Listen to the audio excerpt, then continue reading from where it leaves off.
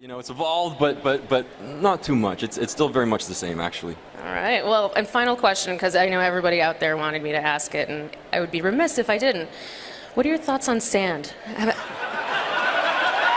You're welcome, Reddit. You're welcome. Well, you know, it's not very smooth. It doesn't really stay in one place, so I'm not such a big fan of it myself. You know, although if it leads to the water, I can tolerate it. But Anakin came from a desert planet, so I understood his contempt for it. Oh yeah, I mean, I came from Chicago. I hate snow, so I get it. Awesome. Well, thank you so much.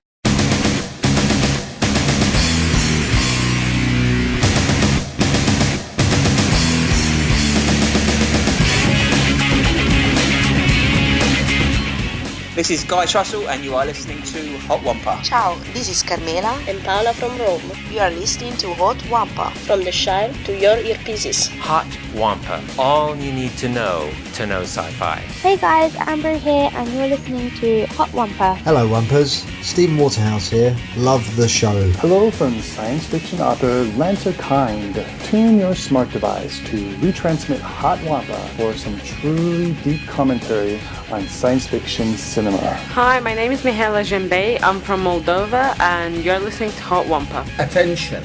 No Ewoks were harmed while making this episode of Hot Wampa.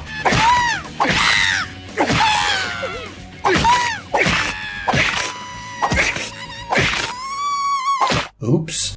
Welcome to Hot Wampa episode 45. 45, we're getting old. Yeah, this show is. You got anything for housekeeping?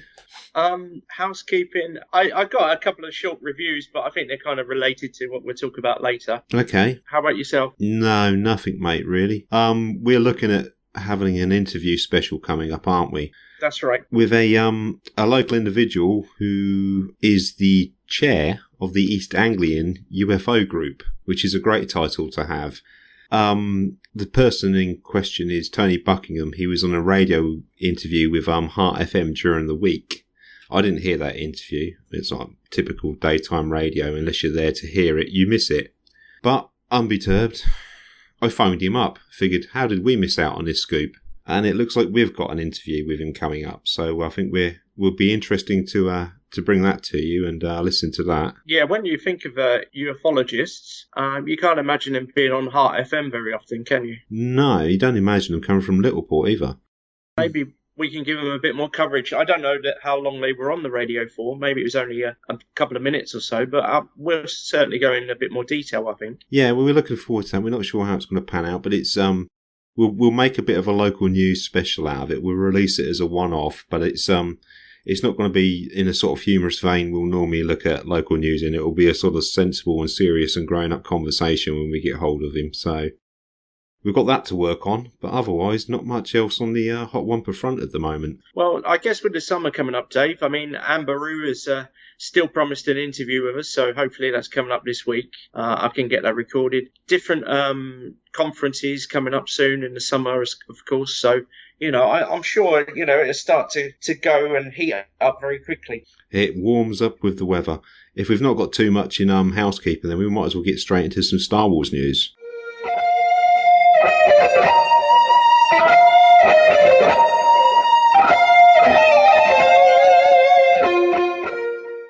This one's from the Walt Disney World News Today website, and it's via the website's own founder, Tom Corliss, and it was posted on the 18th of April 2017. Disney creating Star Wars Starship luxury resort and experience attached to Disney's Hollywood studios. So I guess they're basically making like a posh hotel complex on the side of the theme park. Yeah. Disney is surveying guests about a possible Star Wars resort hotel experience at Walt Disney World, which would take place on an actual Star Wars starship. The survey is not being conducted by Disney, but rather by a contracted third party. The survey includes concept art and many details of what the experience would be like. This all-inclusive, two-night immersive resort experience at Walt Disney World would include the opportunity to experience a 2-day story set in the Star Wars universe, be surrounded in a continuous story-driven entertainment experience as it unfolds over the course of the 2-night stay, have personal interactions with Star Wars characters, live performers throughout the starship, experience the story or simply observe the action according to personal preference. Engage in the story with programs such as fight training, ship exploration, lightsaber training, and personalised secret missions on the starship and throughout the Star Wars themed planet. Hang on, they were just going to build a resort a minute ago. They're doing a planet now. While staying aboard an all-inclusive luxury starship at Walt Disney World, guests will stay in luxury accommodations offering all meals during your stay, buffet breakfast, lunches, and signature evening dining, featured entertainment and dinner shows, exclusive park admission to the Star Wars themed land at the Walt Disney World Resort, which is a new land opening at Disney's Hollywood Studios in 2019, Star Wars Starship amenities including pool area and water garden, onboard cantina and robotic droid butlers. As of right now, the experience would be priced at roughly $900 to $1,000 per guest, so I guess that's over the 2 days. Yeah. So basically, in summary, the experience would include 2 nights in an immersive luxury resort that looks and feels like a Star Wars spacecraft, set check-in and check-out dates so everyone is immersed in the same story or timeline, rooms that accommodate up to 4 people with an interactive view, galaxy or pool atrium. Every meal from checking in on day 1 to check out on day 3, 5 meals in total, including 2 buffet breakfasts, 1 lunch and 2 signature dinners with evening entertainment. 1 day of Walt Disney World theme park admission to Disney's Hollywood Studios to visit Star Wars themed land on day 2. Story-driven entertainment unfolds over the course of your stay, including live character chance encounters and the opportunity to watch or engage in the story through things like personalised secret missions and so on. It sounds great. I mean, it sounds like a kind of murder mystery weekend. You think so? Something like that. Yeah, I think if you're willing to get in the character and get into role and enjoy that experience, it's kind of a cross between that and Westworld. So a bit scary, perhaps. And what if you go method with the food, Dave? I mean, are you going to be eating womp rats and stuff like that? Who knows? Whilst this is just a survey at this time, it is worth noting that the presence of concept art and the inclusion of Star Wars themed land in these plans likely means that this is a pretty serious project at this point. Many of the experiences above also sound very similar to aspects of the Star Wars land discussed in the panel at Star Wars Celebration Orlando. Mm-hmm. Yeah. Like you say though, I mean, what's in the themed dinners? Wampa ribs? Yeah, Minox. Tauntauns. We know that Yarrick likes a bit of free-range tauntaun. He doesn't like them when they've been kept in cages. I think it's an exclusive, as it sounds, a very exclusive event, isn't it? It's kind of like we were talking about the walkers that we connected to the other section of Orlando. But which ship would you want to stay on, Dave, if you had a choice? If I had a choice? Oh, that's a very good question. I would be a completely difficult and cantankerous customer as possible and say the Ebon Hawk out of the Knights of the Old Republic video game, because I know they will never have it. It might take a bit to salvage it. I don't know. I mean, obviously the Millennium Falcon, as much as we love it, is a bit shabby, really, isn't it, to sleep on? It's not exactly a luxury ship. Don't you think that would be overbooked, though? Of course it would. It'd be quite a small one as well, I think. What if they've only got one Falcon suite? Or would they have a whole series of Falcon suites? Would you have arguments with other people at the breakfast table? You know, we slept in the Falcon last night. Well, no, you couldn't have done because we slept in the Falcon and we never saw you there. Yeah, that would definitely be, I think, a topic of conversation over breakfast. I don't know. What else? What other? I mean, any Imperial vessels, they look good, but they're very grey and black, aren't they? Bit bland, bit clinical. Yeah, a bit bland. Yeah. I mean, I know it's not a starship, but I guess Bespin would have been a nice sort of luxury resort up in the clouds. That's in some of the concept art I've seen for this. It's like it's like a family in a hotel room, and the one of them's opening the curtains, and the scene outside the curtains is like the cityscape of Cloud City. So it's as if your hotel room's like an apartment in a building in Cloud City. That sounds good. I imagine it's probably a screen. I don't imagine they've built a full-size Cloud City outside your hotel window just to give you that panorama when you look out. But it looks quite smart. Disney might just put you on one of those platforms and raise you into the sky or something. Yeah, there you go. That's that one. I mean, it does sound very much, like you say, a bit Westworld, a bit aimed perhaps more at the grown-up amongst the fans. Yeah, I think so, because you imagine that you're having breakfast and you're in character, wherever character you are. Chewbacca walks through and everyone's a bit starstruck and wants his autograph, and it totally ruins the effect, I think. I'd rather have a big American breakfast. You're not going to lay that platter in front of me and expect me to not be sidetracked by anything else. I'll be like a dog with a bone. Take it off me, I'm going to growl. So I've got that one. What you got, mate? Okay, just it's a bit of a spoiler, really. I'm not going to go into details, but the Star Wars Battlefront 2, as we discussed in the last episode, is coming very soon. Very impressive graphics, and the look is wonderful. It looks even better than the first one. But already there are some bonus upgrade character outfits. So if you've seen it online, you would have seen that they've revealed Kylo Ren's outfit and Rey's outfit for the new film, Episode 8, just from the game upgrade one sheets. So I mean, Rey's outfit, it looks kind of like Obi-Wan's from the Phantom Menace. All right. We got some beige and taupe and light brown, so like a Padawan, I guess. And Kylo Ren, he's got a shabby grey cloak, but his arms are now kind of burgundy. Still, he's got no helmet in the shots that I've seen. So yeah, definitely different outfits anyway. Yeah. Okay. Well, it sounds like that's taking more of a direction now, because in the Last Jedi trailer we've seen, I don't know that Rey really looks that different. No, she doesn't, and she's certainly on, where we left her at the end of The Force Awakens. So perhaps as the film goes on, Luke opens up a chest and says, "Here's some outfit you must wear to be my Padawan apprentice." Yeah, although he never had an apprentice's garb when he trained under Yoda. No, he didn't, did he? He just had his sort of utility suit thing on. Yeah. So it's nice to hear they're going to sort of broaden the wardrobe, so to speak. I haven't really got much more on The Last Jedi at the moment. I mean, I've not really paid much attention since the trailer come out. We did go into it, didn't we, in depth? So yeah. Okay. I've got this one. This was, I had to edit this quite a lot just so I could read it. It's from BuzzFeed. So it's aimed at the youth of today and the OMG, LOL culture. You know what I mean? It's like a separate sub-branch of English, isn't it? It is. Yeah, you should say in it. In it? In it. Yeah. Proper English, in it. Yeah. So this is from BuzzFeed, dated the 16th of April 2017, via their correspondent Keely Flaherty. I don't know. She sounds a bit flirty. Even if you're not a Star Wars fan, you're probably aware of one very important fact about Sith crybaby Anakin Skywalker. He hates sand. He told his forbidden love, a non-crybaby, Padme Amidala, as much in 2002's Episode 2, Attack of the Clones. And people have memed the shit out of it ever since.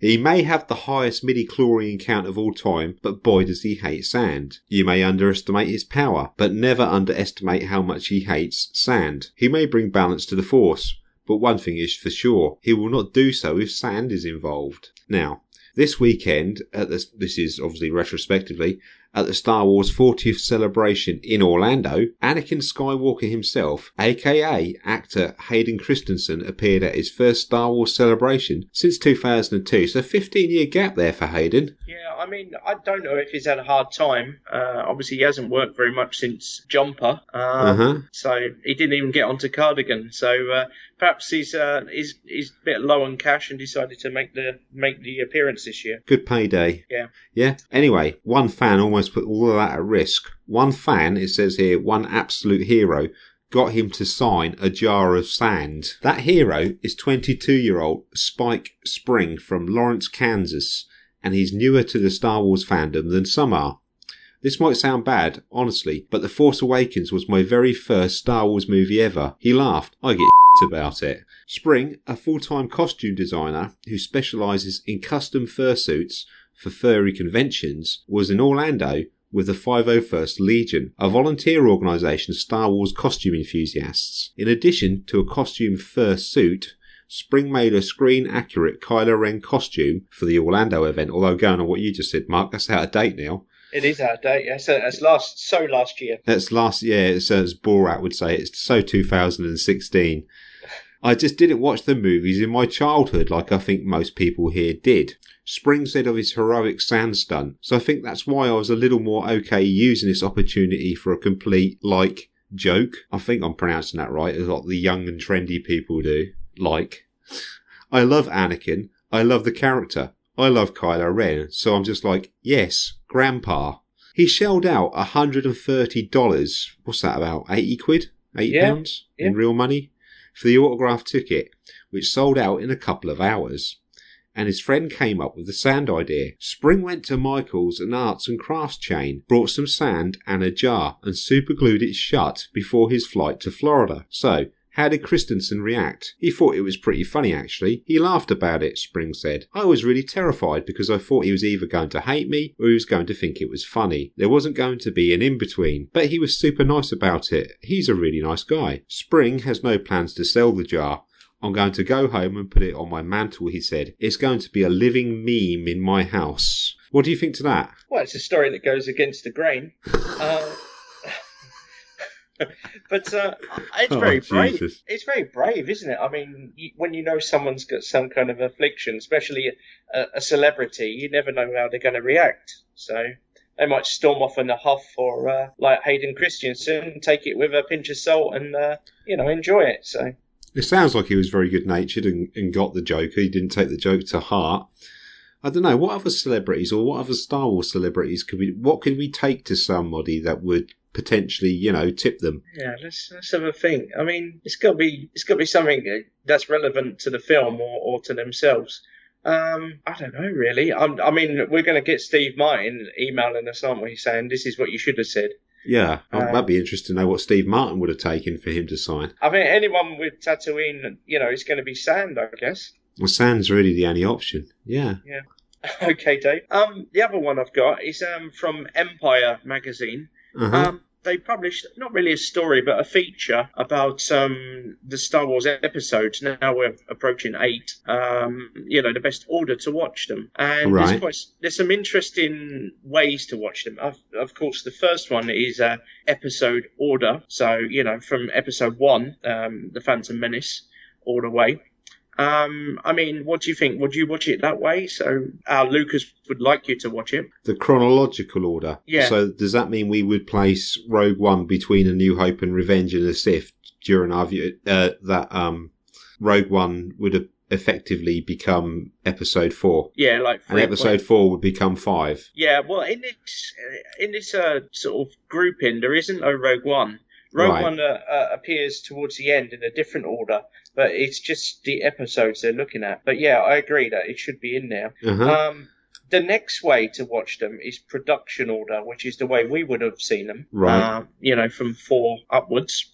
Right. 4, 5, 6, then 1, 2, 3, 7, 8, 9.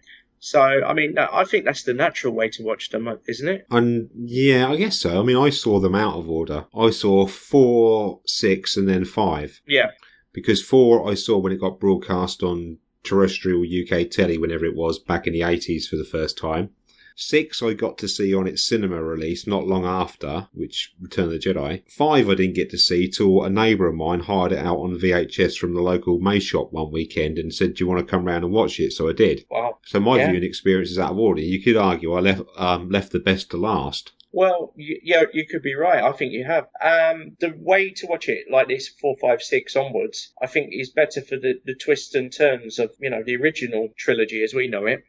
Not the prequels, because Anakin's story, if you watch them in chronological order, it kind of ruins 4, 5, 6, doesn't it? Well, I mean, there's the reveal, isn't there, in The Empire Strikes Back. I mean, I knew that was coming because I'd seen Return of the Jedi first. So that was a bit bizarre. Because at the end of Star Wars, Vader had been trying to shoot Luke down. Then I watched Return of the Jedi, and it's father and son. And I'm thinking, hang on, I've missed a big chunk of something here. You know what I mean? Yeah.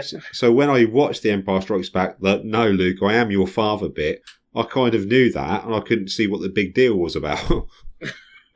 Well, of course we knew that. There's another order here. It's called the Ernst Richter Order, which is it's named after the Star Wars forum poster who first proposed it. Oh, right, so this is like the Heinrich maneuver, sort of. It got named after the inventor. Yeah, Ernst Richter. He's just 4, 5, 1, 2, 3, 6, 7, 8, 9. Okay, 4, 5. So that's A New Hope, Empire. Yeah. Phantom Menace, Attack of the Clones, Revenge of the Sith. Yeah, and then episode 6, Return of the Jedi. Right. The Force Awakens, Last Jedi, etc. Why has he proposed that order? Okay, so he argued, maintain a release order till the Empire Strikes Back to maintain the big twist and enjoy Luke's evolution from callow farmhand to fledgling Jedi Knight. Then, with Han Solo frozen in carbonate and a shocking revelation of Luke's parentage still ricocheting through our minds, we take a step back and embark on a free-film flashback. This character's thought too much about this. Are we really going to watch 5 films? Are we going to wait 5 films for that twist, for that moment? That's a bit ridiculous. Well, then that's assuming the viewer doesn't know about the reveal moments in Empire, isn't it? Well, I assume that, he watches a lot of TV probably. Yeah. And, a lot of TV, I mean, The Walking Dead, things like that. With a name like Rist, I'm sure he watches a lot of things on the screen. And what else was I thinking? Lost. TV like that, they do a lot of flashbacks. Rather than getting to the end of the series, they tend to have a couple of episodes where they flashback. So I can understand what he's saying. They've looked at it, Empire, and they said this works surprisingly well. Okay. The biggest drawback is that it makes the overarching narrative rather muddled and, to the uninitiated, quite confusing. Well, there is that. There is also the minor issue that going from the series high point, Empire Strikes Back, straight into the low point, Phantom Menace, this is their words, is rather jarring from a quality control perspective. So, yeah. Okay. Well, I guess each to their own. I mean, let's face it, the story as we've discovered it has been unchronological. Yep. Were the prequels really prequels when we started at step 4 in the first place? I don't know. It's too confusing. My personal preference is a sort of, there's a fictional chronology here, a timeline, isn't there? Yeah. My personal preference would be to follow that fictional chronology. So I don't mean the production chronology. I would go 1, 2, 3. I would put Rogue One in there because after the prequels, you're going to need a good Star Wars film. Yeah. 4, 5, 6, 7, 8, 9. But as more standalones get released, should you insert them into that timeline? I think you should. I think, yeah, they're definitely like footnotes, and Rogue One's more than a footnote. It's probably the second or third best Star Wars film. Depends who you talk to. Yeah, I think most people would put it up there in the top 3, though. And we know what Marvel's like for mass-producing movies. Walt Disney is like for mass-producing movies. So in 20 years' time, when we're watching the 4th, incarnation of the Ugnaught movie, spin-off movie or something like that, are we going to be sitting there wondering how some minor worker in Cloud City fits into the overall arching chronological Star Wars timeline? I mean, does he come in between episode 26 and 27 or something? You know what this makes me think of? That scene in, is it Airplane 2, which is set slightly in the future? Yeah. The comedy, the spoof. And they've got the airport security there, and they let all the terrorists walk through, but then detain some harmless old granny and all the rest of it. There's a poster on the wall there, and it shows you some really geriatric old codger who's really scrawny and skinny, all his ribs sticking through, and his skin sort of shrunk over his frame. He's an old guy. This guy is in this poster. And he's holding up a pair of boxing gloves, and underneath it says Rocky 500,000 or something like that. And this makes me wonder if it's got to get like that. Well, it does feel like everybody's got a story.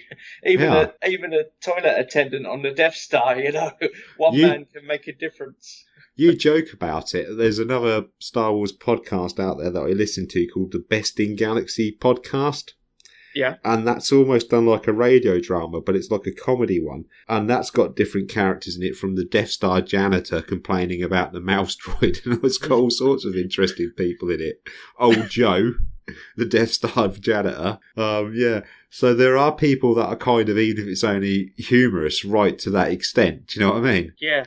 I have got a couple more, just quickly. There's Rob Hilton's Machete Order, where he basically cuts out episode 1 altogether. So He goes 4, 5, 2, 3, 6, 7, 8, 9. Because he argues that episode 1 carries very little plot progression. Qui-Gon and Darth Maul are both dead and largely forgotten by the end. And Anakin in Attack of the Clones is far more grown up, which means Padme no longer meets her husband-to-be when he's 9, also has the benefits of making the whole relationship a little less Operation U-Tree. So there is that one.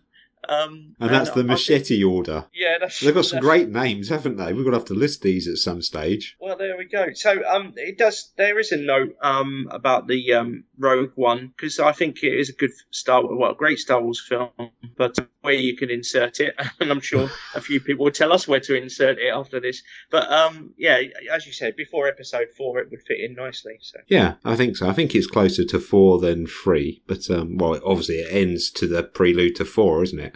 Yeah, perhaps one day we should sit down with a piece of paper and come up with the Wampa order. Yeah. It'd be interesting to see how we rearrange it, and I don't think we'd agree on it. That's the thing. We'd be cutting bits out and adding bits in, and we'd probably turn it totally on its head. Well, there must be some kind of edit where all the films are put into one, but just cut out unimportant parts or people's least favourite scenes. Well, so you could do like 9 Star Wars films in like 5 minutes or something.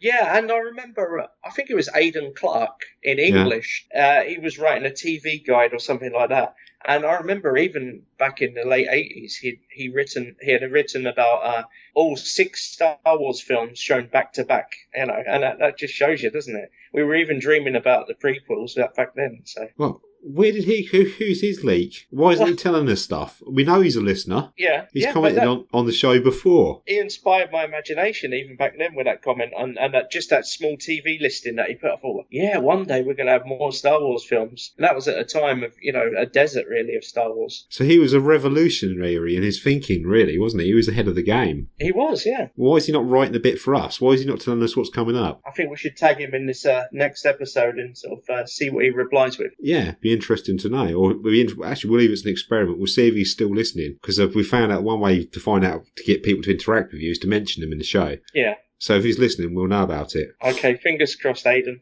Okay, shall we move on to Guardians of the Galaxy? Yeah, let's do it. Okay, we'll get through my normal monotonous read-through first.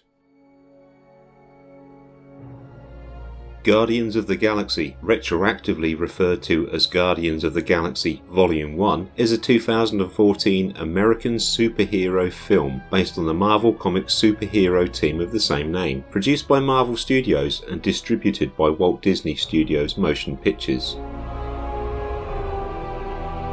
It is the 10th film in the Marvel Cinematic Universe. The film was directed by James Gunn, who wrote the screenplay with Nicole Perlman, and features an ensemble cast including Chris Pratt, Zoe Saldana, Dave Bautista, Vin Diesel, Bradley Cooper, Lee Pace, Michael Rooker, Karen Gillan, Jumon Hoon-soo. Dorsey always picks these ones with these ridiculous names to pronounce. John C. Reilly, Glenn Close, and Benicio del Toro. In Guardians of the Galaxy, Peter Quill forms an uneasy alliance with a group of extraterrestrial misfits who are fleeing after stealing a powerful artifact.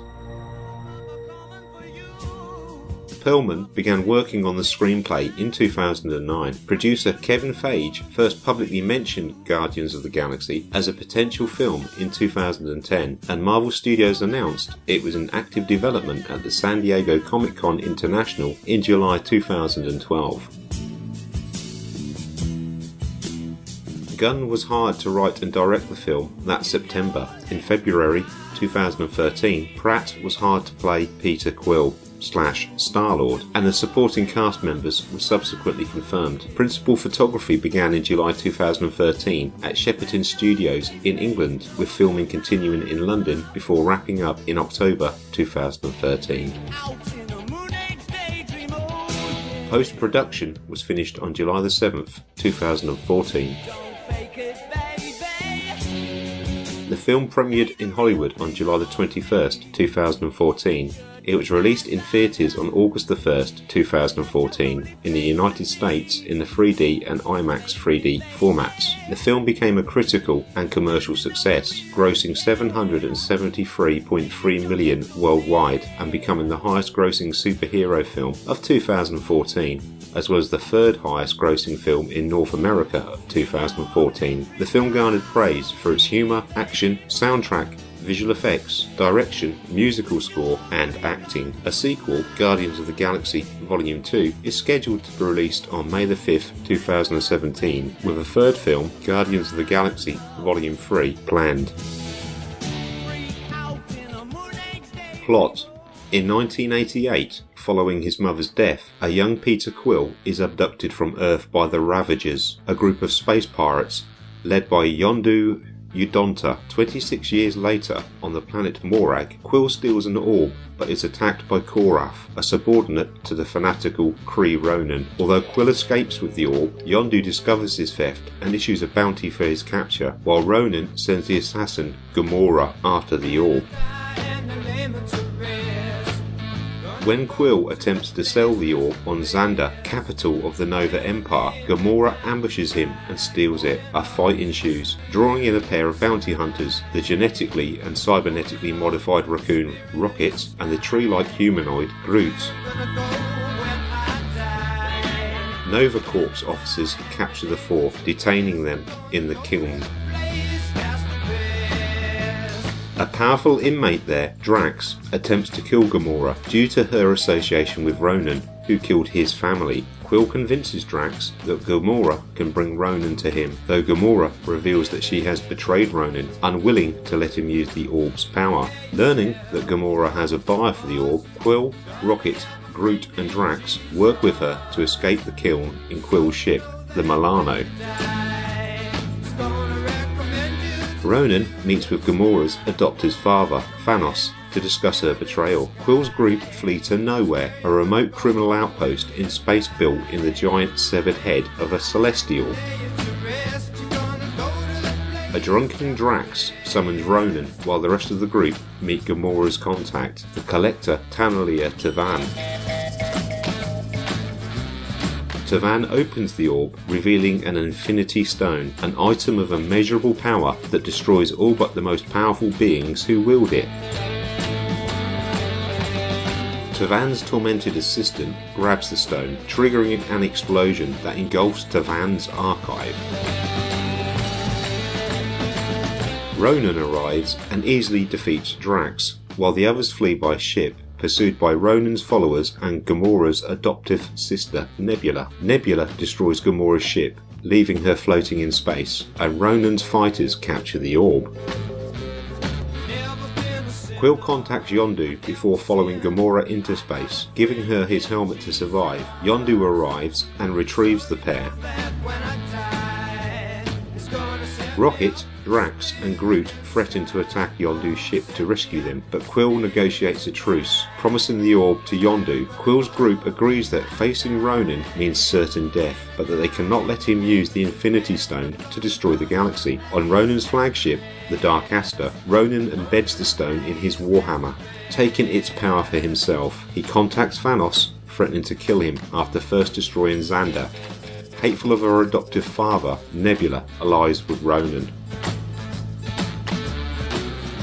The Ravagers and Quill's group join with the Nova Corps to confront the Dark Aster at Xander, with Quill's group breaching the Dark Aster with the Milano. Ronan uses his empowered Warhammer to destroy the Nova Corps fleet. Gamora fights and defeats Nebula, who then escapes, but the group find themselves outmatched by Ronan's power until Rocket crashes a Ravager ship through the Dark Aster. The damaged Dark Aster crash lands on Xander, with Groot sacrificing himself to shield the group.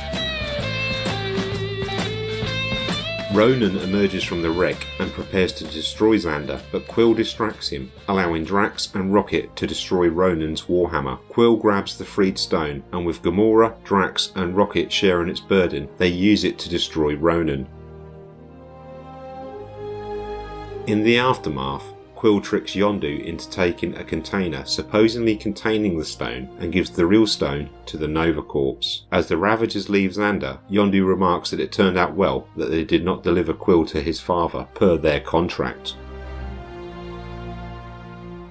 Quill's group, now known as the Guardians of the Galaxy, have their criminal records expunged, and Quill learns that he is only half human, his father being part of an ancient unknown species. Quill finally opens the last present he received from his mother, a cassette tape filled with her favourite songs. The Guardians leave in the rebuilt Milano, along with a sapling cut from Groot.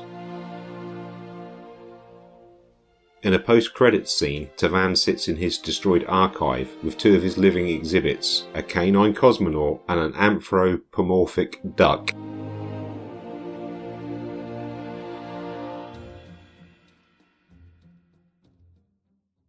Guardians of the Galaxy, then. You're perhaps better qualified to go into this than me, because I only saw it for the first time this morning. Well, first of all, congratulations on your read-through. I thought it was really, really well done. I love what you've done with the music and also a bit of humour in there. So hopefully everyone enjoyed that.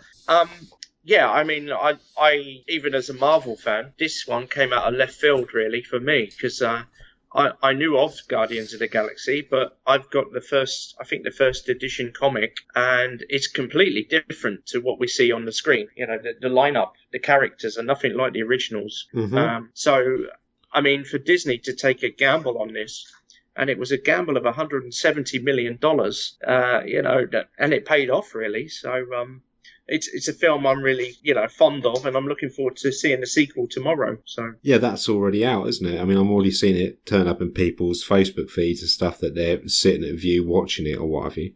Yeah. Can I just take you back on something you've just said? Yeah, go, Dave. You just mentioned having the first edition comic. Yeah. When was that first published, the first edition comic? I believe it was the late 60s, early 70s, maybe 72. Oh, good. Okay, I thought I was going to catch you out there with you saying 92 or something like that. No, I mean, the current incarnation of the Guardians of the Galaxy is a version of 2008, apparently, the ones that we see today. Okay. Was the character of the raccoon, Rocket, was he written for the original Guardians of the Galaxy, or was he an existing character? He was one of the Guardians of the Galaxy, but I believe he was introduced in the early 90s. So, yeah, he turned up. Right, there's no reference to him before the early 90s? No. Yes, there is. Where from? In the 1980s edition of the Star Wars comic, which was Marvel. Yeah. In the back of it, they would often either have original short stories or serials, or they would do a serialization, a comic book adaptation of a movie that was current at the time. For example, I mean, I used to get it delivered with the papers on a Friday. I used to get the Star Wars comic weekly, the Marvel one, 25p or whatever it was. But like I said, we used to have it come with the papers from the newsagent. And I can remember the comic book adaptation as a second story in the Star Wars comic, the Marvel Star Wars comic at one stage being Blade Runner, and so on. But they would often feature other Marvel stories in there. I remember there was one in there about the Fantastic Four, like a 10-part story on the Fantastic Four as a sideline story inside the comic. They did one, which was a Marvel story about a character called Rocket Raccoon. Now, we're going back a lot of years in my own memory here. We're talking about the 1980s, my own childhood. I'm 9, 10 years old, something like that. But that raccoon could talk, and it was also gun-toting. I remember it had a bit of a similar attitude and sense of humour to the one that we see in this film.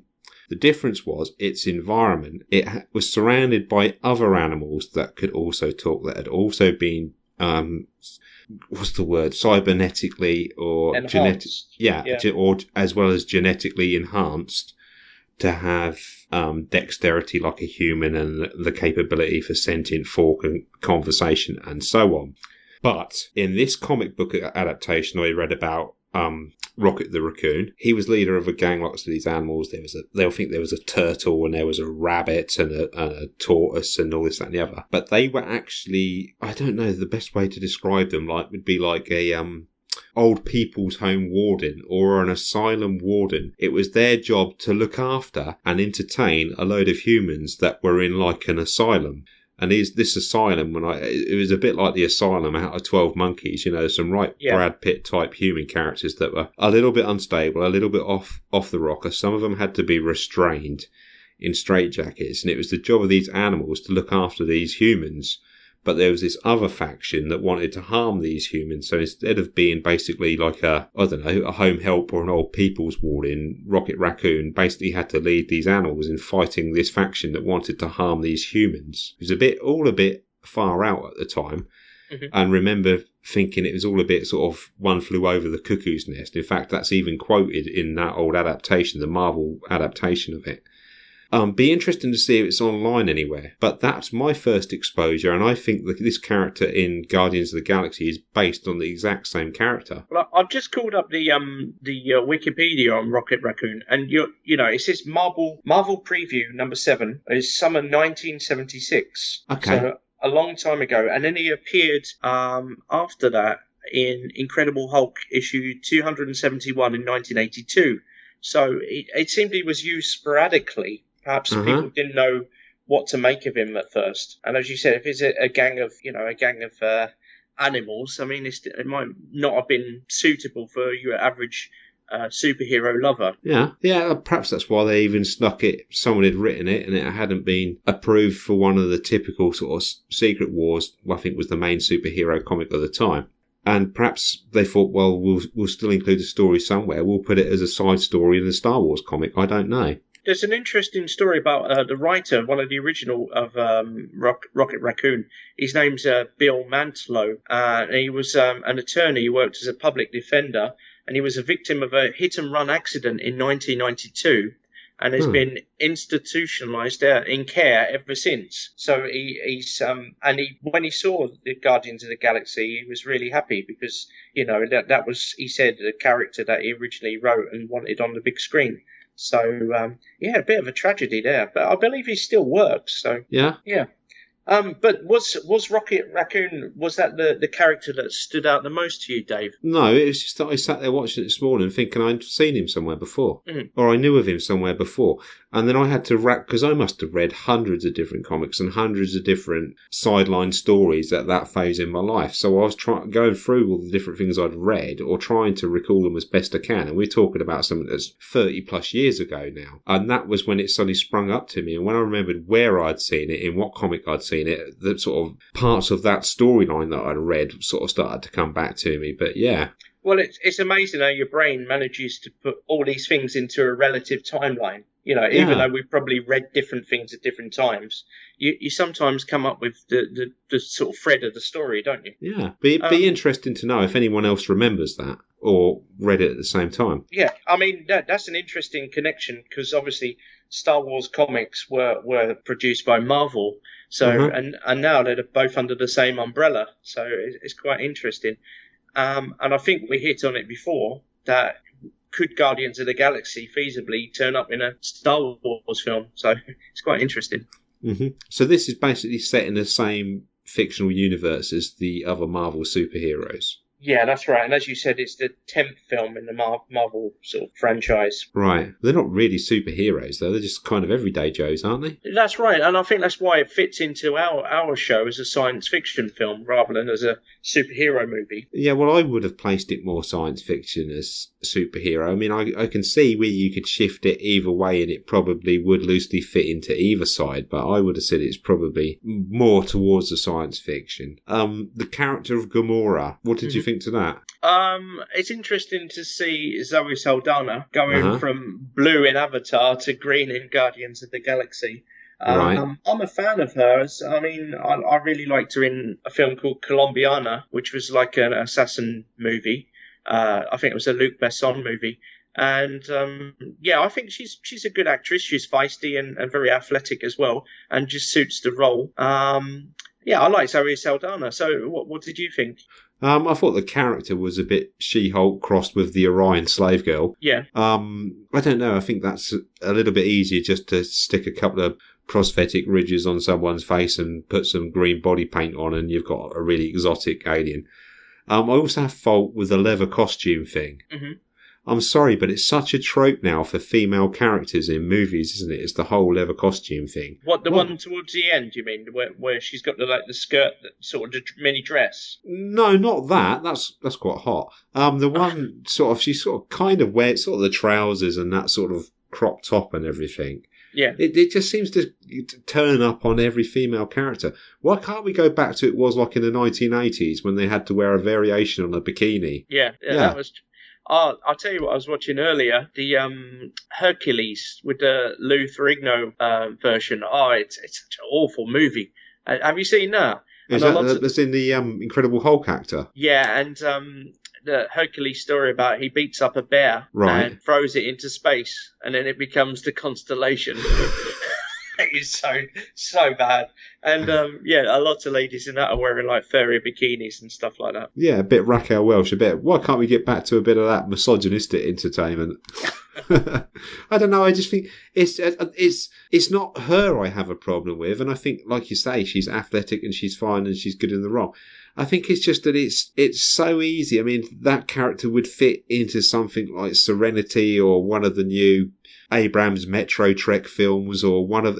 I don't know. It's the same kind of. Even the way the Terminatrix looks in Terminator 3, again, it's a tight-fitting leather suit on a slender but feminine form. Mm-hmm. And I don't know, it just seems to me like it's rehashing something with a lot of female characters. Do something new and different, I think. Yeah, definitely stylized. Hopefully they come up with something new for the sequel. Yeah, you're right. I mean, I thought Groot was a great character. Something completely different, I reckon. Yeah, I am Groot. Yeah. He'd be a great guest on a podcast. We get much out of him. Or just the intonation might change occasionally. Yeah, he wouldn't get. I don't think he'd get the jokes anyway. I was looking at because Vin Diesel voices him, doesn't he? I was looking at like he's took him days to learn that one. I should. Yeah, it really pushed him this role.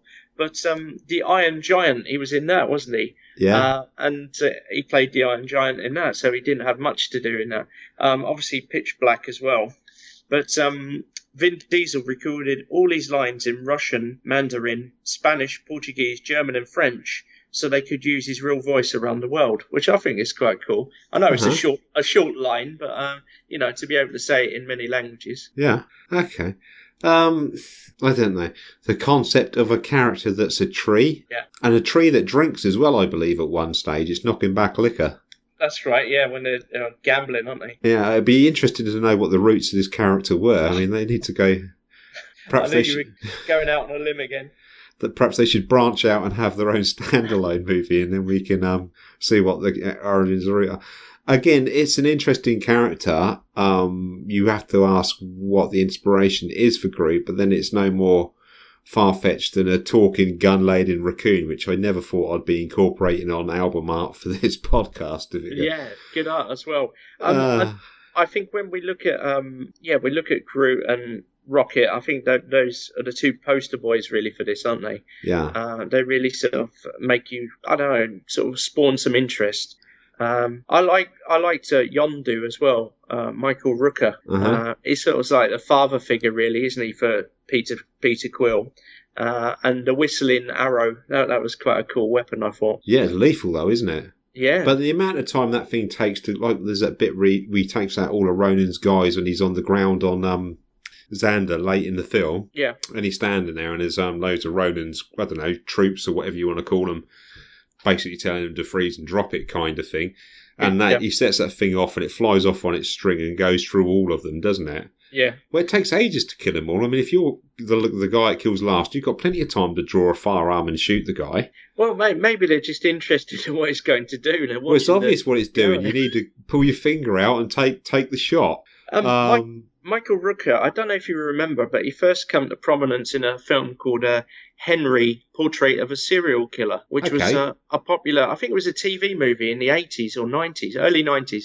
And and it really caught a lot of people's imagination with that performance. And then he went on to like JFK, Cliffhanger with Sylvester Stallone, which was pretty poor. And Sliver, which is a fantastic horror film directed by the same guy, James Gunn. And Sliver also has Nathan Fillion, who's the sheriff of the town, and he's also in this. Nathan Fillion. I don't know if you recognised him. Probably not, Dave, but he was the big blue alien who Groot sticks his fingers up their nose on. Him. That's Nathan Fillion's character. Okay. He voices him. And also Greg Henry's in Sliver, who plays the grandpa at the beginning of the film. So he's been in a hell of a lot of things, such as Airwolf, Magnum, Payback, 24, Dollhouse, and another James Gunn film called Super. So I think the actors are pretty, I don't know, they're not as out there in left field as you might think. I think they're decent actors, a lot of the people in this.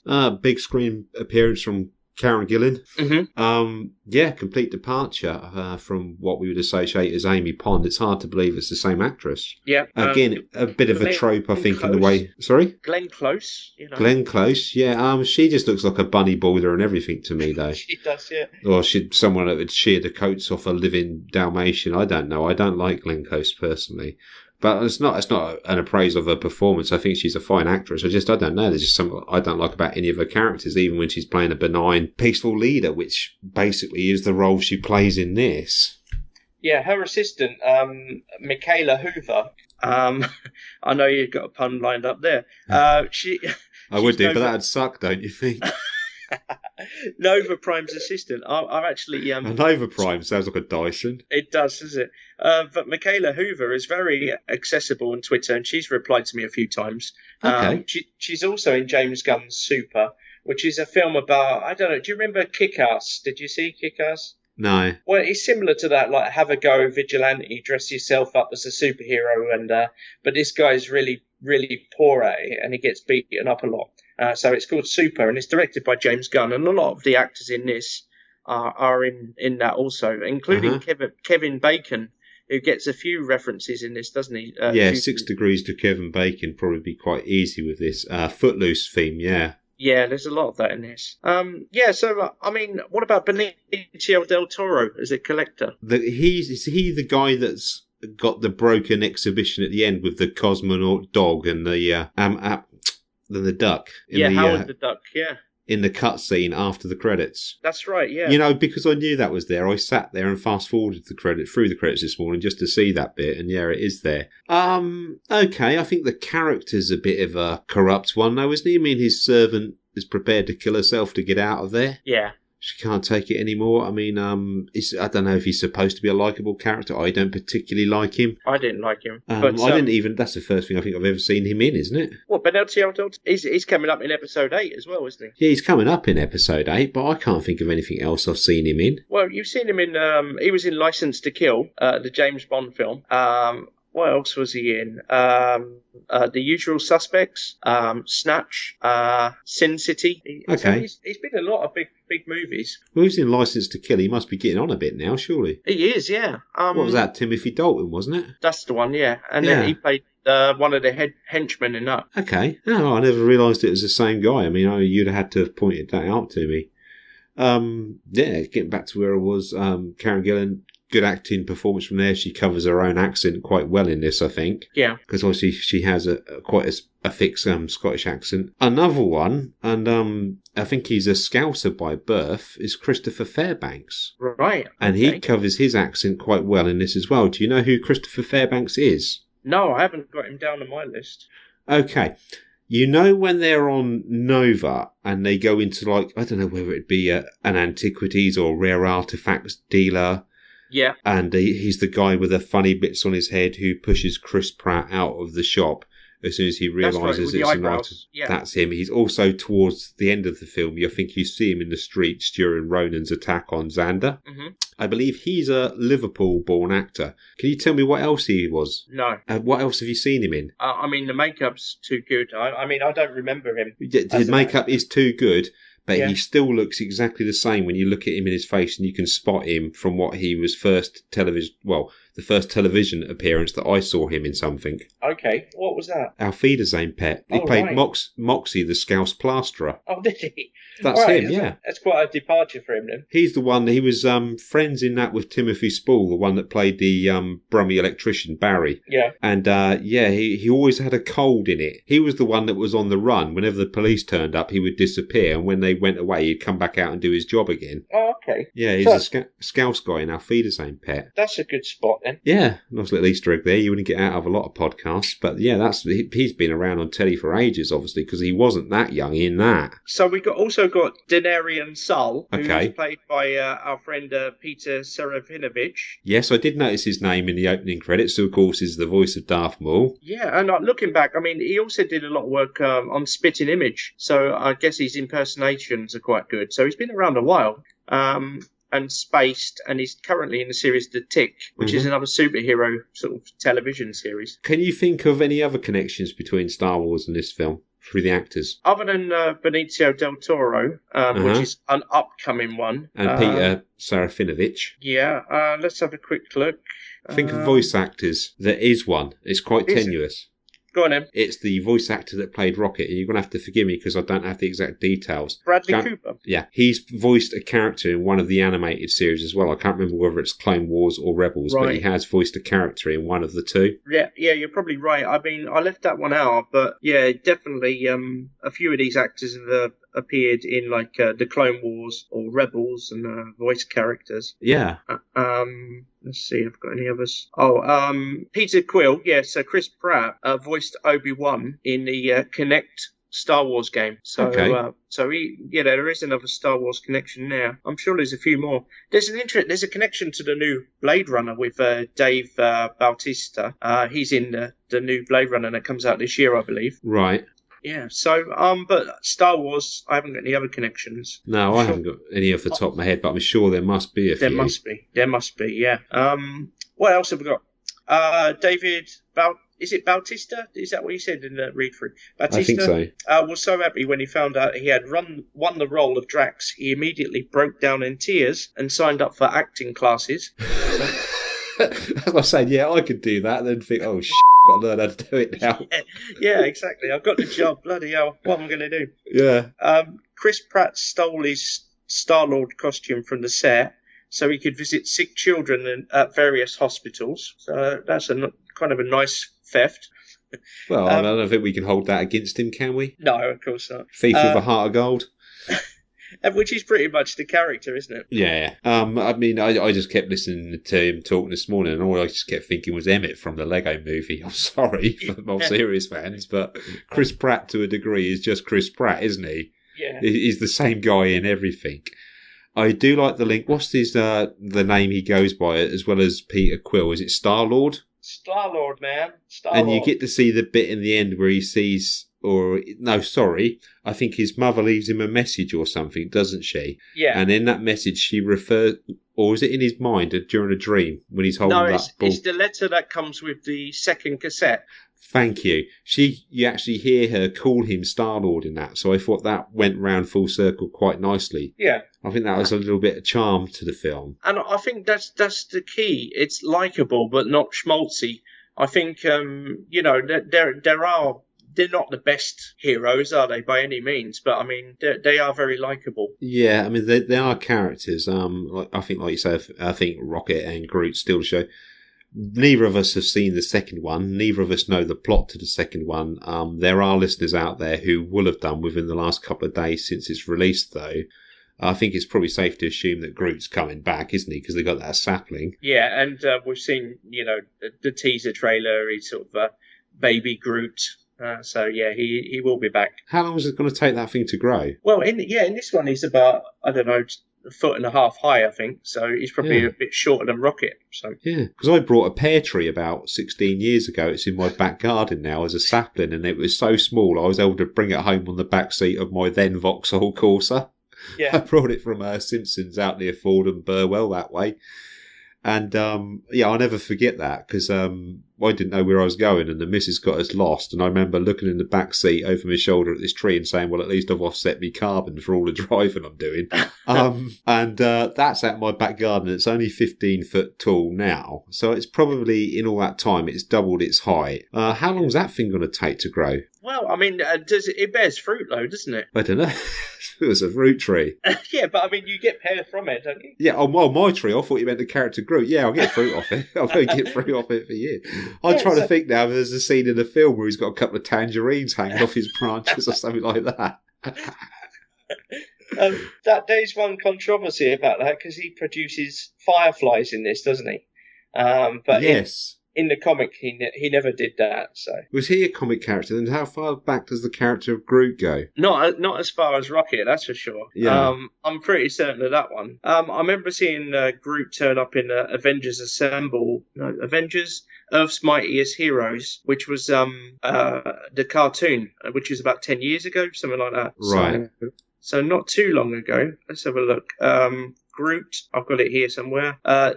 here we go. So not too long ago, first appeared in Tales to Astonish 13, November 1960. So not too long ago. He does go back quite a lot. He's probably as old as Rocket then. Yeah. If not, older. Yeah, they're always little and large. They're like a double act. Well, he's got the CV. He was created by Stan Lee and Jack Kirby, so two of the original sort of Marvel greats. So that's quite an accolade for him. Stan Lee's in this, isn't he? He kind of a womanising old guy, doesn't he? Yeah, it's that on Xander, isn't it? It's on the balcony. Yeah. I think Rocket's doing a bit of commentary, looking through a telescope or binoculars or something like that, isn't he? And he sees him, and you actually see Rocket's view at the same time as you're hearing Rocket's thoughts, kind of thing. Yeah. What did you think to the film visually? It's very bright. It's very colourful, isn't it? You think? I think the CG in it, CGI, it worked well, but it doesn't dominate it. And yeah, it does give a very sort of otherworldly sort of feel about it. I particularly like some of the planets they visit. Yeah. I felt Xander, I thought, was too utopian and clean. Well, that's London. Is it? Yeah, it's London. You see the Millennium Bridge in it. Well, there's nothing utopian and clean about London. and you also see the gherkin if you look in the background as well. Well, they've polished that up, then they've adjusted the saturation on that, because that looks like a place if you walked out in the morning with a hungover, everything would be too bright. Well, nothing wrong with polishing your gherkin, Dave. Come on. I mean, I was watching this movie at 7 o'clock on a Sunday morning, and it almost forced me back to bed looking at that vision.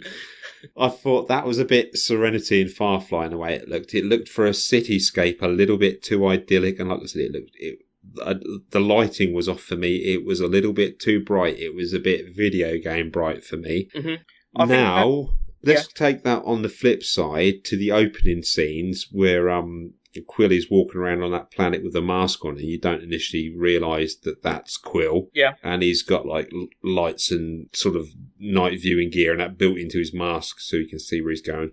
It's a grey, dark, misty, slubby, planetary environment is dark. On board most of the ships, obviously it's quite a grey palette. Inside the prison kiln, is it? The kiln, yeah. It's quite a dark palette other than the prisoner jumpsuits. Inside that head thing that they're mining, is it the Celestial? Yeah, that's right. Again, it's quite dark. The shots out in space are quite dark. That's almost a complete contrast to the palette we look at Xander in. Now, for me, both of those palettes, both of those colours have one thing in common, in that I think with today's CGI is so good, and like you say, in this, it's almost flawless. I think you could break it down to frames and not spot an error. And it's so quick in action scenes as well. They can render it so well. They've come a long way with it. It's all in HD. All of the pixels are there. And in those two extremes, in the bright and the dark, I don't know if it's something to do with my vision specifically, but I can't always interpret the information on the screen, like the bit where there's the fighting in the prison and so on. It's like there is too much going on for me to take it in. Yeah. And it becomes a bit of a blur isn't the right word, but a cocktail I can't make my mind up because I'm not sure quite what flavour I'm supposed to be focusing on. It's a bit like getting seasick. I'm looking for the horizon. Well, when that happens, I'm looking for a character and trying to, or something, an item in the video that I can stay with, because everything else is quite literally is going past me in a blur. Now, if a film is, or a piece of video is, if the colour palette is more neutral, if it isn't at the dark or light extremes, I always find I can follow that level of detail that they can achieve now a lot easier. I don't know if that's something that's specific to the way I see things or whether that's a general thing. I do think it's a kind of film that, yeah, you're right, it is very visual, very bright, and you do sort of let moments wash over you. Because, as you say, if you look too much in detail, I think you will miss other things happening on the screen at the same time. So, yeah, there's so much going on. I think you're right there, especially... But with so much going on, it's hard not to be distracted at trying to pick everything out. Yeah. I mean, I don't know whether that's, like I said, whether that's the way I see things or whether it's a human tendency in general. I'm not too sure, but it's a bit of a bugbear.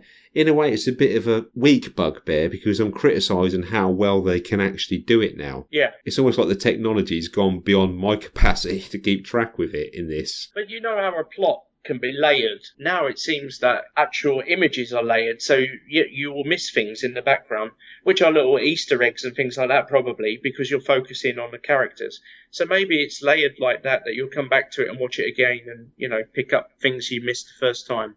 But I also think it's a bit excessive. The plot starts simply, yeah? Yeah. Young lad, his mother's dying in hospital, his father's gone away somewhere, we don't know where his father is.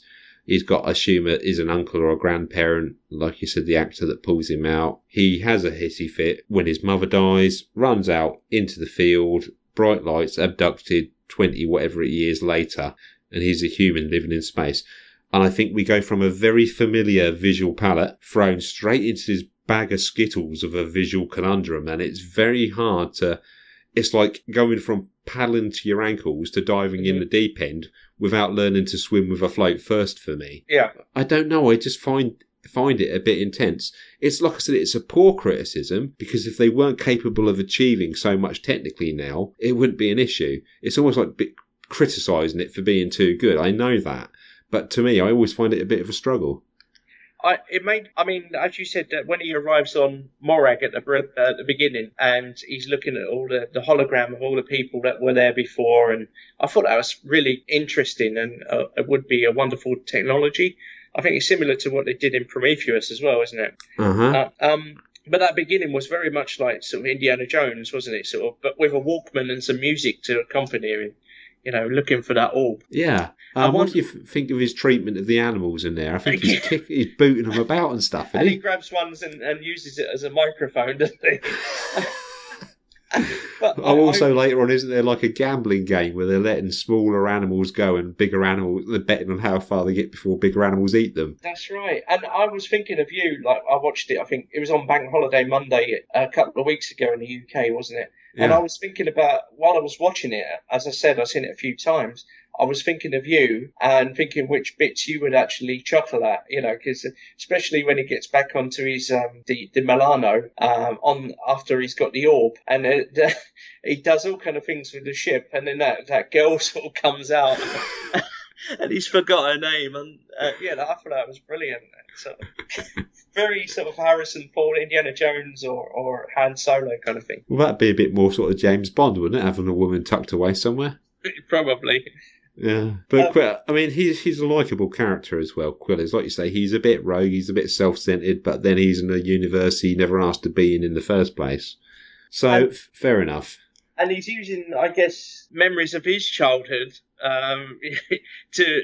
People in space don't understand what he's grown up watching, have they? So he's become the characters that he saw on TV and in films, and he's created his own sort of image where I guess, Star-Lord came from. Yeah. I'm guessing the child's got all them tapes and that his mixtapes that he has that he plays in the rucksack while he's in hospital or something.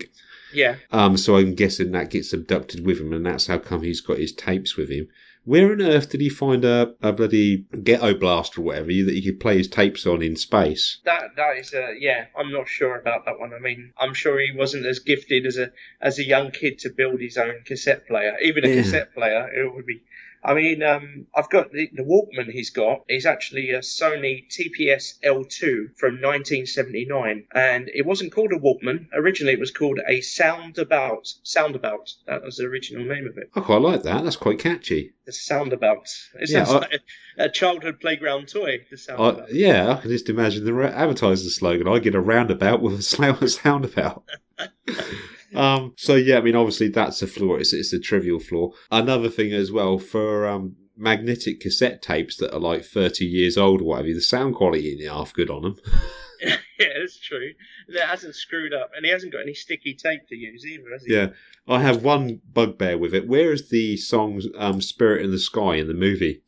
I don't remember where it is exactly. No, it's in the soundtrack, because I mixed the background music for my read-through prior to seeing the film. Yeah. And I was going through the soundtrack. Obviously, you got David Bowie in there, but that is in the film, and the bit aboard the spaceship, the Milano.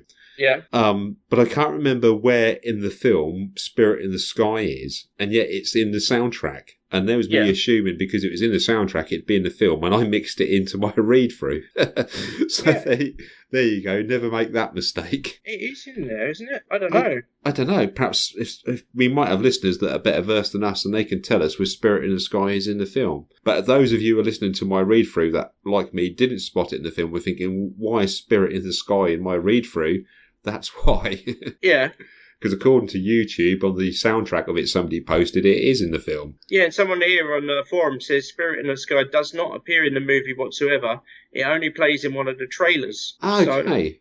So maybe, but in my head, it seems like it was in it, but probably it wasn't. It feels like it would fit. Yeah. Yeah, I think so. What else have we got? Bradley Cooper was paid more for voicing Rocket in this film than Silver Linings Playbook and The Hangover combined. Right. So for him and Vin Diesel, this must be some kind of easy gig, I guess. Go to a recording studio, just do your bit. Yeah, I mean, the character of Rocket is rendered. I don't know that it's rendered perfectly, but I don't know that it has to be, because I think it has a lot of character. It comes across well for something that's come out of a Pentium. Yeah. And another one, Groot in Dutch means big. So like Darth Vader. That's where great comes from, isn't it? Dark Father in Dutch. Yeah. It looks like another, like the Dutch had the heads up on this one. Yeah. Well, isn't Groot what the word great, the English word great, comes from? Probably, yeah. It's Great, via extension. So Groot Britain. Yeah. Well, I guess so. Yeah. So we can all say I am Groot. Yeah. We're all trees. Yeah, I mean, I don't really, like I said, I have a lot on it. So I think I've pretty much discussed everything I've thought about it. Just a couple of things on the music, really. I think the soundtrack's fantastic for this. What, the score or the additional songs? No, the actual soundtrack. I mean, the score, you played a part of it in the read-through, didn't you? Yeah, there's a couple of tracks. It's Nova something or other, and one that relates to the planet that he's on at the start that I Morag. I top and tail it with those two tracks. I don't know. It just feels like a conventional film score, but then, like I said, I've only really heard it once in my life. Yeah. So it's not in a position with music. I sometimes need to associate it with a scene I've seen a few times and feel the tension. And sometimes with any music, I think you need to give it a few listens before it starts to grow on you. Yeah, I agree. The album actually reached number 1 on the US Billboard chart. And it was the first album to do so without a single original song. Yeah. So it's a compilation, really, isn't it? And it's 2 CDs. Yeah. One CD is all the songs from his mixtapes, like you say, David Bowie, is it Daydream Moonage or something like that? Yeah, Moon Age Daydream. Yeah, same thing, different way round. It is a mixtape. Spirit in the Sky is on there, despite the fact it's only made a trailer. 10cc, I think the Jacksons as well. Yeah, Hooked on a Feeling. That's all on one CD, and the other CD is the actual classical film score. Yeah, and I think it works. I mean, there's a song Hooked on a Feeling, which I believe was always so used in Pulp Fiction or Reservoir Dogs, one of those. But the sales of the song went up 700% online after this film. It does that sometimes, doesn't it? It gives an old classic a bit of an air, and it makes you wonder what 10cc made out of it. Yeah, I guess quite a lot. Yeah. Hopefully they did anyway. Because this actually was pressed onto vinyl, and it sold thousands of albums on vinyl. And I'm sure you're aware that vinyl's made a sort of some kind of comeback in recent times. And this was huge on vinyl. Yeah, it's not a bad soundtrack album. I guess it's got those familiar oldies that we're all sort of used to. Mm-hmm. It's a bit of an obscure Bowie number, though, isn't it? I mean, it's one I'm familiar with. You are? I listen to a lot of Bowie, though. So I don't mind Bowie. I mean, I've got no specific albums, but I've got like his greatest hits or whatever, his 2 CD set, and I can pick out most of his songs. I mean, not only because he sounded so distinctive at any period of his long career, but because I just know the songs. I mean, there isn't many David Bowie songs that, they're classics, and there's lots of them. You can just identify them, but I couldn't identify that one. Yeah, this one was on the album The Rise and Fall of Ziggy Stardust. And the Spiders from Mars, but it was also a B-side, so yeah, you're right. It's not sort of one of the most prominent songs you might know. So it's sort of pre-Diamond Dogs type era, is it? Or yeah, 1971. Okay, that makes sense. But I mean, so what are your thoughts, Dave? How much out of 10 would you give it? It's hard to say because I can recognise the merit in it, and I think I've had an honest go at describing what I like about it. I haven't really had the opportunity, as you know, to see it multiple times for it to grow on me in any aspects and pick out other details. As like I said, the first time I saw it was this morning. And yet, like I said, I've still got problems with elements of it in that visual palette. Yeah. But having said that, I think the acting in it is good. And it's a bit ironic that I have problems with parts of it that are done so well. And I'll concede that they're done so well, but they're almost done too well for me. Yeah. I guess if I was judging it on its technical merit and the acting, and like you say, the quality of the score and the characters, the writing, those sorts of things, the technical merit of the film, I would give it a 9. Mm-hmm. But because somehow to me it still feels like a bag of Skittles thrown in my face and I can't interpret which colour I'm looking at, and I do have a bit of a problem with the way it looks, I'm going to cut that down to 8. Do you think it's kind of like Lego Movie? It's something like that. It's like very bright and visual and like thrown at you. It's not just the bright and the visual, but I also find it in the dark. Yeah. Because you've got that kind of gothic, like Morag at the start. It's not gothic, but it's that sort of palette. It's grey rocks. It's dark. It's nothing more really than textures in that dark visual palette that you're picking out. And when action starts to move quickly in that sort of visual palette, I find I struggle with it. You know, to me, that palette should be about tension. It shouldn't be about action. It shouldn't be about seeing the action. It should be about you thinking, where are you vulnerable or what could happen in that scenario? Yeah. And I don't. To me, it doesn't feel. I'm not comfortable with that. It feels a bit disjointed. But that, like I said, that might very well just be a personal thing that relates to me. Yeah, I can understand that. So, to a personal perspective, I'll give it 8. But if I'm detaching myself and looking at the film on its merits alone, I will give it a higher mark of 9. Well, taking those thoughts into consideration, I mean, I've decided. I think 8.5 for me. Right. I don't normally give halves. But I think it is a bit baggy in the final third. I think from the moment they're at the unknown and Gamora's out in space and Quill saves her and then they're taken onto Yondu's ship, I think, you know, that it just becomes a bit sort of going by the books, you know, let's make a plan and get together. And at the end, they're sort of split up for a while, aren't they? With Rocket, who goes down to Xandar. And so I think that last third for me could have been better. So I think 8.5. Mm-hmm. Pretty consistent between us then, really. Yeah. Yeah, okay. Shall we close down on that and do some local stuff? Let's get local. Okay.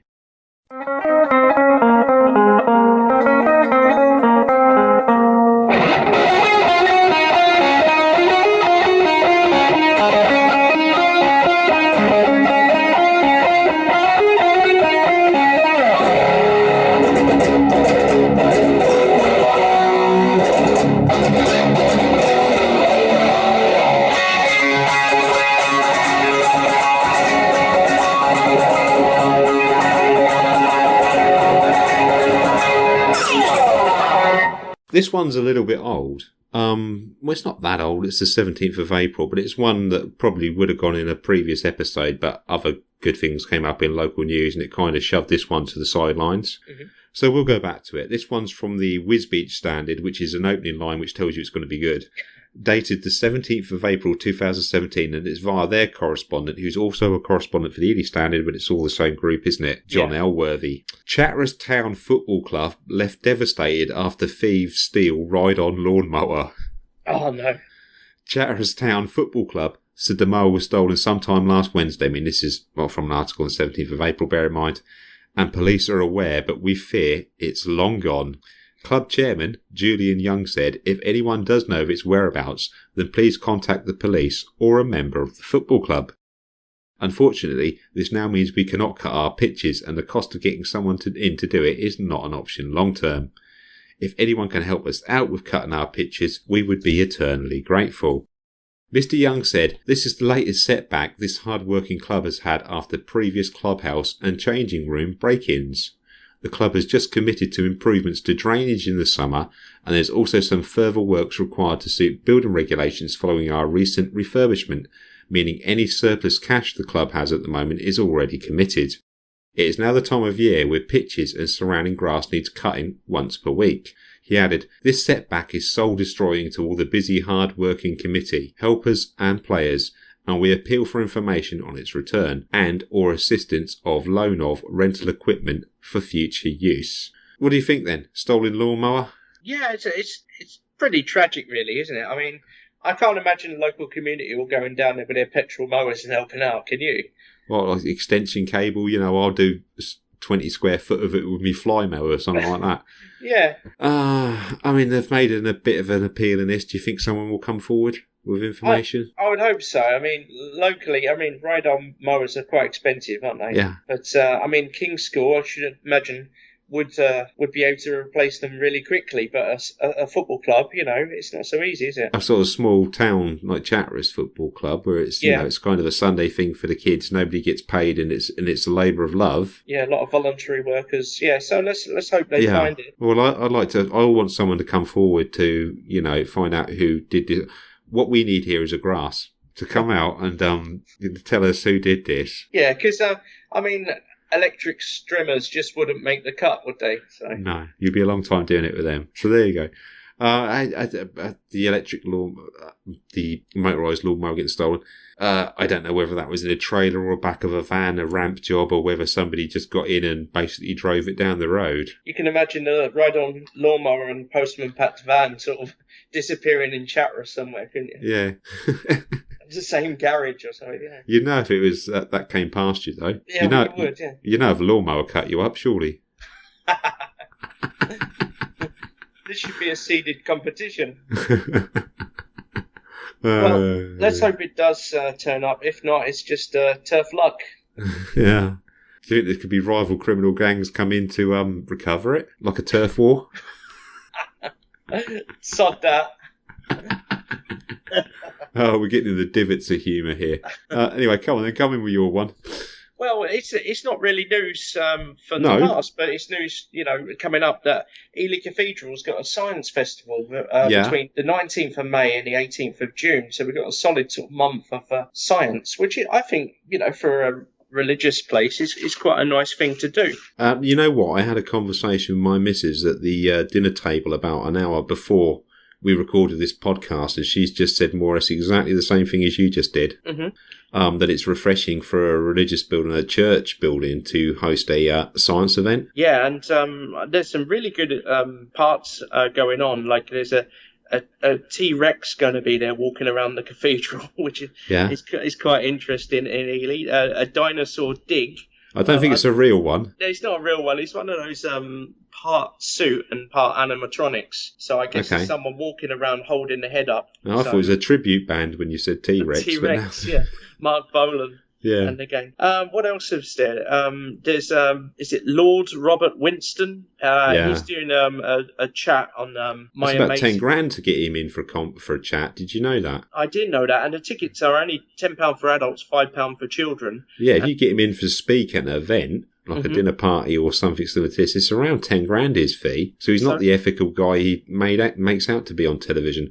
Oh, heart of the matter and all the rest of it, and a natal doctor that's achieved a lot in all his career, all this, that and the other, but he's not so morally driven as people would say. He's a cash buck, I think. Well, for £10, I would probably go along. Well, they could have my reading and whatever mixing that goes in the background for much cheaper than that. They might like it more. Well, that's on 29th of May, which is another bank holiday. We seem to got a lot at the moment. At 2:30 at the Hayward Theatre, King's School, Ely. That's where he is going to be speaking. Okay. Then on the 1st of June at 8 p.m, there's a sci-fi silent movie night. And they're showing The Lost World from 1925. Hence the dinosaur. That's right. And Trip to the Moon from 1902. And that'll be with improvisation by Edmund Oldhouse on the monster organ at Ely Cathedral. So it's being done in that sort of traditional style then? Yeah. Dun, dun, dun, dun, dun, dun, dun. Yeah, I mean, like, it sounds quite a nice evening. And with the acoustics of Ely Cathedral, watching that'd be good, I think. Yeah. Even better, they've got a bar and refreshments. So there you go. So you can get drunk learning about science in the house of God. Exactly. Sacrilege. Fair enough. There's another interesting lecture. It's polar explorer and oceanographer Dr. Emily Schuckberg. Okay. Bring back the Shuck. And it's on Monday the 5th of June at 6:30, and she's going to be talking about might Ely become an island once more. So I guess it's going to be touching on global warming and things like that. Yeah. No. Well, no, it's probably drying up more than anything, isn't it? Yeah. And to close off, on Saturday the 17th of June at 7:30 p.m, there's the Science Festival Prom, where they'll be playing different themes from Doctor Who, Star Wars. Now that sounds good. Yeah, that does. It's going to be a nice mishmash. David Bowie. Tickets are £25, £20 or £15. And they're going to be in the Bishop's Garden. Whoa. What? Why the differential in ticket prices? I don't know. In the garden as well? What do you get for that? And, is there a for the £15 you missed Bowie? I don't know. For the £10 you missed Bowie, Strauss and the Star Wars score? I think we all miss Bowie. But well, of course we do, but that's not the point. I want to know is why there's different prices. I know. I'll delve into this, Dave, because I'm definitely going to probably Robert Winston and probably that final prom in the garden, because I think that'd be good. The prom would interest me. Winston, no, it wouldn't, because I think he's a pirate. Blackbeard Winston and himself. That's what he would sound like from the West Country. Well, a lot of pirates are down in the West Country, wouldn't they? The silent movie thing, I think, could be nostalgic and quite good fun, but I think it's very limited appeal. Yeah, what's Winston actually talking about on this thing? He's talking about your body and the noises it makes. What, mine specifically? Yeah, he's going to... And the noises it makes. Yeah, so it's called My Amazing Body. Yeah. From our intricately wired brain to our squeezing, squelching guts and relentlessly pumping heart. Now, it sounds more sort of child-orientated. It's at 2:30 p.m. So, I think it'd be good to take kids down there, especially if they're interested in biology. Yeah, and, before the watershed. Before the watershed, yeah. He's not going to go into the reproductive system or anything. Yeah. No, he's too much of a financial mercenary. I'm not interested in seeing him. But the prom thing certainly interests me. I think that would be good fun.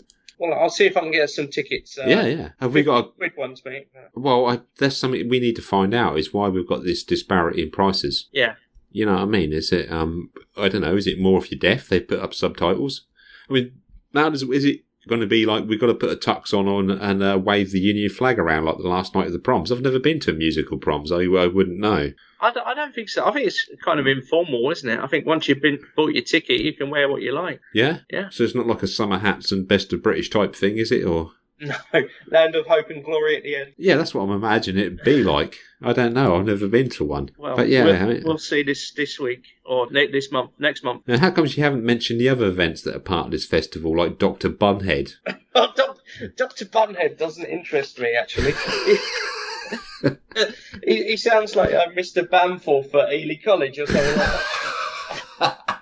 Dr. Bunhead. But this is a family show, isn't it? There's a family ticket for this one. For Bunhead? Yeah, for Bunhead, there's a 2 adult, 2 children ticket. I don't know, it sounds like the sort of magician you get in at a children's birthday party. Isn't he the one that was on Brainiacs or something like that? Something like that, yeah. It doesn't say... Brainiac. Yeah. Right, yeah. He'd pour a load of, I don't know, bicarbonate of soda into a Coke bottle and shake it up or something like that for an experiment. Yeah, sort of stupid science. Sorry, I didn't go into Bunhead. You're right. You will be there. You're missing out all this important stuff. Okay, we need to move on from this. Okay, the final news piece I've got here is this one's from the Ely Standard, 22nd of April, so a bit more recent. Via their correspondent, said Pearce, rare newts could have a say on whether 60 new homes are built in Sutton. The amphibious creatures currently live in ponds in an area near Garden Close, which Endurance Estate Strategic Land Limited, that sounds a bit Wayland-Yutani, doesn't it? It does, yeah. Has earmarked for the development in an Environmental Impact Assessment, or EIA, submitted to East Cambs District Council's Planning Committee. The newts, which can grow up to 15 centimetres in length and have a distinctive orange belly, are a protected species in the UK and in Europe, making it an offence to kill, injure, capture, disturb or sell them, or to damage or destroy their habitat. But in an attempt to dodge any legal ramification, developers plan on holding 60 nights of trapping and will erect temporary amphibian fencing so that the newts can be caught and relocated safely. The idea of keeping the newts at the site has not been ruled out. However, with developers saying it could be feasible to maintain and enhance the integrity of the local Great Crested Newt population by either keeping the ponds, creating a new nature reserve area, or by designing a permanent barrier to new dispersal on the site. If developers are unable to relocate the newts, they may have to apply for a mitigation licence from Natural England. Applications for a licence must include a statement on what builders would do to reduce the impact on the newts and demonstrate that there is no satisfactory alternative. A total of 31 newts were counted at the site in May last year. The proposed development includes affordable housing, a play area and an ecological enhancement area. Some facts on the Great Crested Newt. Great Crested Newts are the largest of Britain's native newt species. Their skin is normally black or dark brown and has a rough, warty appearance. Great Crested Newts, as we've said, can grow up to 15 centimetres long. They're usually found in large weed-filled ponds and they're active at night. They eat invertebrates and tadpoles but are hunted by foxes, badgers, rats, hedgehogs and birds. Now, it's a long-standing joke here, isn't it, that when you want a development held up, you say you found a Great Crested Newt on the site. Yeah, that's a typical sort of Ken Livingstone comment, isn't it? Yeah, sort of benign Islington herbivore, as Boris Johnson might call him. I don't know why Will Law hasn't cottoned on to this one to try and stop Arbuckles and McDonald's. Say he was over there busking for pennies or to save the pandas or something one day and he found a Great Crested Newt. Yeah. I mean, that's ideal habitat, isn't it? There's ponds around there, ditches around there. It's right on the edge of the fens. Did anyone think to look for a newt over there before they started that development? Well, it's surprising, Dave, because, living down 10 Mile Bank as I used to, I never found one newt down there. No, you won't, because it's a river. No, but the ditches and dikes around the fields. Yeah. I used to sort of walk down and look. I caught many frogs down there, but never found a newt, not once. No. No, and I used to love it. When I lived in Essex, I could come home with 20 newts in a bucket, and put them in my pond or something. So. Did you do that? Yeah, I did. Yeah, newt relocation. That was one of my things. You're ahead of this game. Yeah, until I was told to stop doing it because they were protected, so I was kind of neutered by. But yeah, I found a small one once. It was minute. But I really like newts, and Great Crested Newts are beautiful. To sort of hold and pick up and look at them, and they're so stunningly coloured under the underbelly and stuff. That like orange that, is a real vivid, bright orange, isn't it? Yeah, I think that's the best way to describe them to anyone who's unfamiliar with newts is they're very similar to salamanders, aren't they? Yeah, they're that kind of short reptile amphibious thing. They used to be, and I assume there still is, a small pond sort of halfway between Coveney and Ely, across the A10 bypass there. And me and Wayne, one of my old friends, used to go there fishing for newts as a kid. Well, it might sound strange that you can capture newts by fishing, but you can do. You can get an earthworm, tie it on the end of a piece of wool and throw the wool out there, and the newts will take it as bait, and you can actually capture newts like that. And we used to fish for them like that. We were into newt fishing before we were into fish fishing. Yeah, they're fabulous animals, and they're so they're so alien in terms of our ecology in England. I mean, they're quite exotic in a way, aren't they? They do feel like they wouldn't fit. They're sort of thing you would imagine somewhere in a Tuscan village, sitting out basking in the sun on an adobe wall or something. They do feel a bit like they don't kind of fit here in northern temperate Europe, don't they? Yeah, that's right. Yeah, and I love newts, and I hope they're preserved and they keep coming back and growing in numbers. I mean, even the frog population, I don't see so many frogs these days either. So. Is that because we've got about 10 in the back garden. Oh, yeah. Yeah, we have loads out here. I don't know why they keep coming back here. I'm not sure. Do you think that's perhaps because you're in a position in life where you're less likely to see newts? Yeah. What you mean? I'm more sort of armchair bound. Well, no, you're more grown up, you're more cosmopolitan, you're a little bit further away from your roots, Yeah, maybe this is why I need to have kids at some point to sort of go newt fishing out between Coveney and Ely or something like that. So. Yeah, vicariously relive your own years. Yeah, that sounds good. Yeah, that's all I've got, really. Yeah, that's it for me, really, on local news. Yeah, not much there, but like I said, we have hopefully got a bit of a UFO-themed local news special in the pipework, so we're looking forward to doing that. Yeah, that should be good. And this chap's got some interesting stories as well, not just about his own experiences, has he, but sort of local experiences as well from other people. Did you see where I forwarded the emails? Yeah, I read them. Yeah.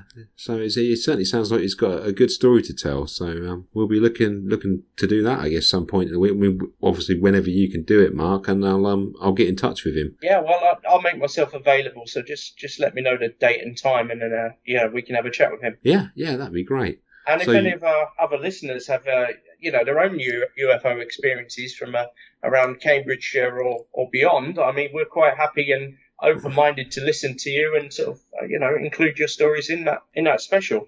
Or if it comes into us within the next week, put it to him. Yeah. When we interview. I will make one point there, though. I mean, because obviously people that listen to us know that we can handle a lot of things with a light-hearted attitude, especially when it comes to local news. The puns and the funny side always comes to the front, and that's part of the idea of local news, so we can have a bit of a laugh at ourselves as much as anything. Whilst this is going to be a kind of local news special, it's going to be a bit more grown up and serious and sensible in its tone. So we don't want questions that are derisory or sort of belittle somebody that claims to have seen a UFO. Because I've spoken to the guy, he certainly seems a reasonable person and he seems to have integrity. And I certainly believe that he saw something. Yeah. Now, what that something was, I guess, can be up for debate, but he saw something that didn't make sense to him.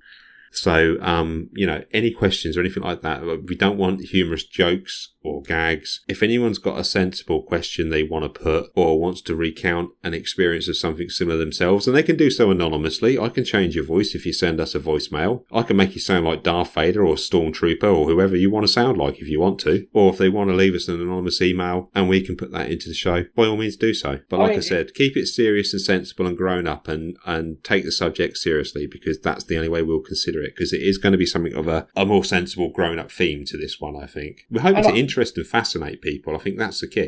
Yeah, and I think that's right. I mean, it's a subject I'm interested in as well. I guess I would put myself under the skeptics banner today. 10, 15 years ago, maybe I was a bit more open-minded to it, but I'm certainly happy to listen to someone's views and what they suggest they saw, and I guess might even interest me and excite me and get me involved a bit more in sort of ufology. So I'm looking forward to it. Well, in my conversations, I mean, I have spoken with Mr. Buckingham once on the phone, and the way he put it across to me is he was saying, I'm not saying it's something alien. Mm-hmm. He's saying all I saw was an unidentified flying object, which technically, if there's something flying in the sky and he couldn't work out what it wasn't the conventional norm, it is an unidentified flying object. Yeah. He's not claiming it's something specifically. What he's claiming is he saw something that he didn't understand. So, I mean, let's give the guy some integrity. And like I said, any questions about little green men and stuff, I think it's best to leave that to one side. Yeah. And if anyone's got any questions or any stories they want to talk about themselves, either confessing to or anonymously, we'll take it in regards to that. But that will be coming up soon. But it's something we've got to work on. Otherwise, it's in a fortnight for whatever else we're going to be doing next. What are we doing next? I don't know yet, Dave. We're open to suggestion, aren't we? Again, we're open to suggestions on that. We're batting when we've done a lot of work recently. Let's bat it back to the listeners and see if they can, if they've got something they want to send us. I mean, they're brilliant at picking things I've never seen before. So perhaps we need to give them the chance to challenge me again. Challenge Dave, a quiz show. Yeah. So, I mean, obviously, whatever Star Wars news is out there will take care of itself. Local news will take care of itself. So really, if anyone's got a showcase suggestion, go for it, or we'll pick one. Yeah. Yeah, I think that'll do us. That's us. All right, if we're not back with this special in a week's or so's time, we'll see you in a fortnight. See you soon. But we'll see you with something. Bye-bye. Well, he don't know talking good like me and you. So his vocabularistics is limited to I and am and Groot. So what? You said that. Oh, that's just as fascinating as the first 89 times you told me that.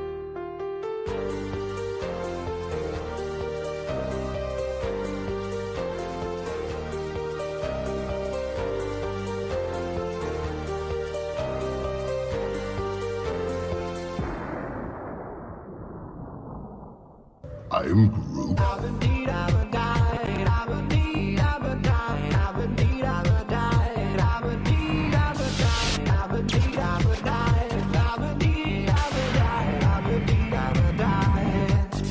exactly? I'm Groot.